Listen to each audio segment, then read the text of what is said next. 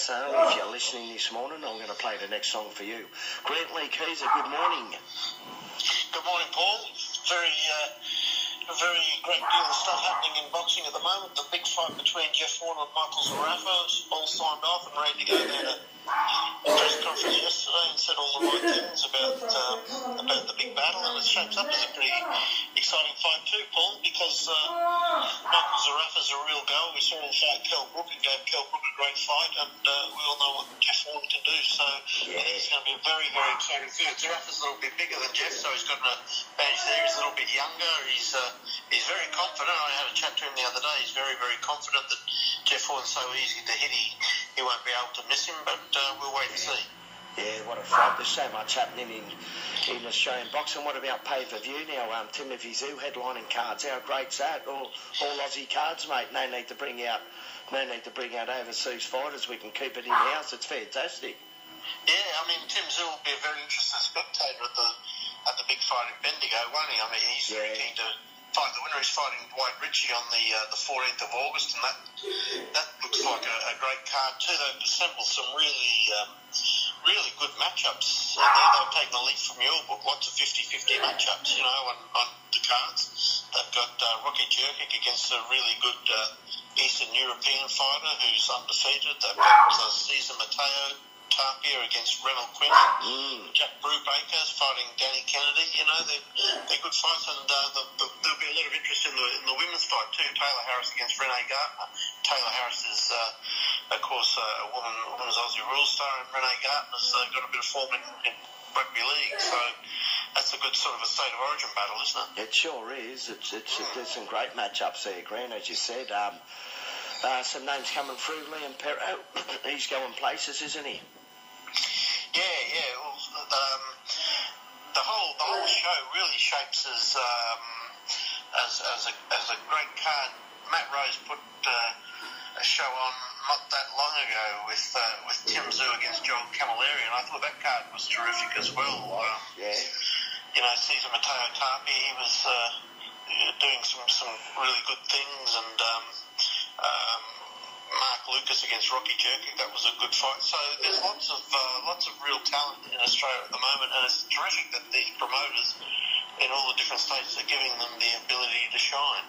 Sure. So that's excellent. One fight card that may not be happening though, unfortunately, up in Brisbane is the show on the 27th of July. It was going to be at the Fortitude Stadium, but very sadly that's the gym of Steve Della, and it burned down during the week. So that's a bit of a knockout blow for those guys, but they're looking for an alternative venue. It was looking to be a pretty good night of boxing. Conor Wallace is fighting. He's a very good amateur fighter from Ireland. He's a real prospect. So we'll wait to see if that's rescheduled somewhere else. Yeah, right. Yeah, I just read that out about Steve's gym. I heard about that during the week. Century of memorabilia, mate, gone, burnt. Yeah, a lot of stuff he had. It was a great gym. They used to film a lot of ads, TV bits and things there, because it was a real old school gym. It had great stuff dating back. Steve had a lot of memorabilia from Ern McQuillan and that sort of vintage old photographs of the Newtown boxing gym down there with Ern McQuillan back in the 20s and 30s, and lots of old artefacts, old speedballs and old punching bags and things, and old gloves. It was a really great place, so hopefully he can rebuild that pretty soon. Yeah, another track in Melbourne, Brian Butler, his gym got burnt down a few months ago too. So that was a tragedy as well. Yeah, sure is. I tell you, Brian Butler's former charges, the Maloney boys, are going from strength to strength. They're doing great things. They're both in the top 3 in the world now, and Andrew Maloney's now the top contender for the World Super Flyweight title. So they're really kicking on, those boys, and they're real super talents and super good guys as well. They certainly are. I had one of the boys on radio here a few weeks ago now, and they spoke very well. Just true professionals, aren't they? Oh, they are, and they're great fighters as well. I mean, Jason nearly beat that Emmanuel Rodriguez. Was only a point or two in it. It was very, very close and very controversial over there in Orlando, Florida, for the WBA, for the IBF bantamweight. It was a very, very close fight, and Andrew just won a big fight in Chile. The local judges had him behind on the cards, but he stopped the guy in about the 8th round to rise up the rankings, and he's now the number one contender for Kal Yafai's super flyweight title. And Yafai fought the last weekend on the Joseph Parker Alex Leopai card and didn't look all that impressive, beating a guy from the Dominican Republic. So Andrew Maloney really fancies his chances of winning that world championship. Yeah, good luck to him. Mate, Wade Ryan and Daniel Lewis, who's going to win that one?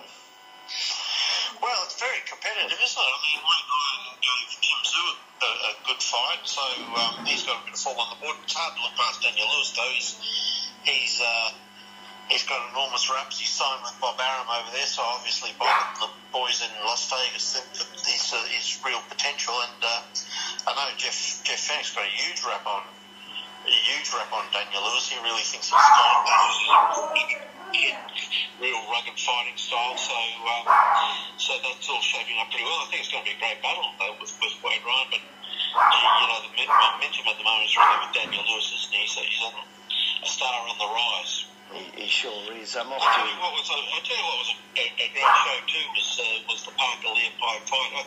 Leopai really it was never looked like winning the fight, but he was always in there and making it very competitive. And for a guy who's only had 3 fights in the last 4 years and took the fight on 2 weeks' notice, it was a pretty gutsy performance, against sure was. Joseph Parker, who's a super talent. I mean, Joseph Parker's the only guy to beat Andy Ruiz, the current world heavyweight champion, so that gives you an idea of just his capabilities. And he was tested all the way through by Alex Leopai. He was always very wary of Alex's big overhand right and that big left hook and that big right uppercut that he throws. So he was very cautious all the way through, but I thought it was a very, very interesting and competitive fight. I really did. Yeah, he gave it his all, Alex, didn't he? He always does.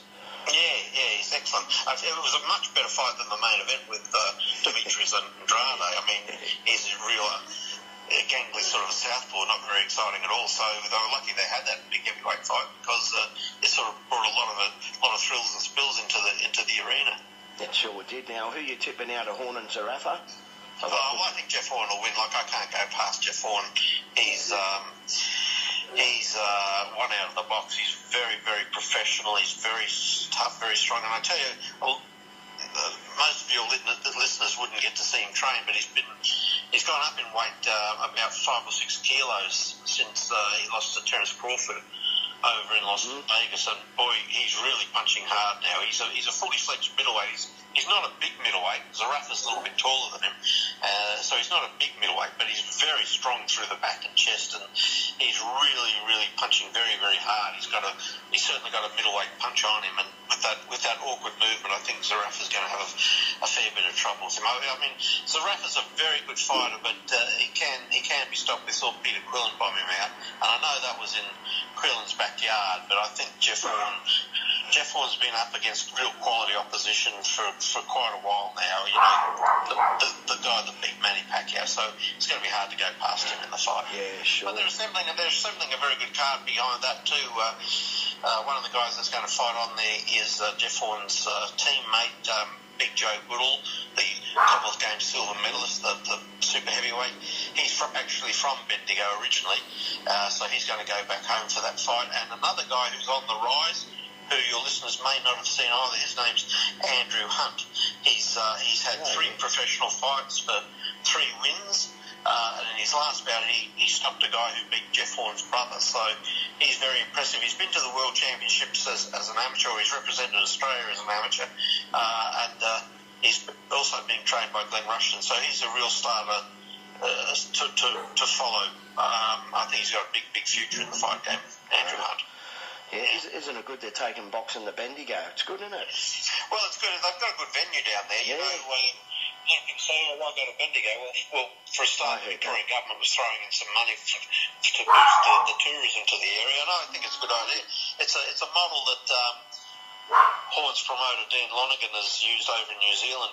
Joseph Parker fought at all different regional venues on the way up in New Zealand. It wasn't a case of going to small country towns. It was going to country centres where they had 4,000 or 5,000 seat stadiums, and that's what they've got in Bendigo. It's not as big as Melbourne, obviously, but it's got a big stadium there, and they'll be able to sell it out and sell the pay-per-view around the world. For sure, that's fantastic, isn't it? Yeah, I think it's going to be a great show. I really do. Anything else, Grant, before you go? Well, there's heaps happening all around the country at the moment, and boxing's really getting some great attention. Jai Apatai's fighting again very soon. Yep. Liam Wilson, a very hot prospect from Queensland. He fought at the Commonwealth Games. He's fighting on the undercard, so that's all as well. There's lots of big shows happening, and boxing's getting a lot of media attention, which is terrific. It's fantastic, isn't it? I love it.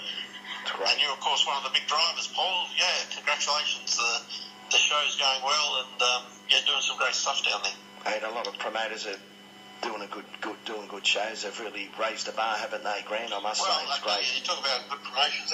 Up here, we just had Liam Wilson fighting the Turkish guy Fatih Kellis, and if you didn't see it, it was a great battle. Liam Parrow, I should say, is now number 2 in the world as a junior welterweight. Kellis was undefeated. He was a Turkish Olympian, and he really came to fight. He put the pressure on Liam Parrow early in the battle, but Parrow's boxing skills, he's a very slick southpaw, very good balance. He got over Kellis with a pretty impressive decision, and he's now looking at a good chance to fight for the World Championship against Maurice Hooker, very possibly on the Gold Coast. So that's going to be a terrific show if it happens. Even if it goes to America, Liam Parrow's got a great chance of becoming the world champ. He sure has. He's a very good boxer. Very good boxer. We'll leave it there, Grant. We've got Lyndon Hoskins and Brendan Smith and Cahill Sub to come on yet, but always appreciate your input, mate. Good on you, buddy. Thank you so much, eh? Thanks, Grant. Take care. See you, Paul. Bye, mate. And that was Grantlee Kieza. Always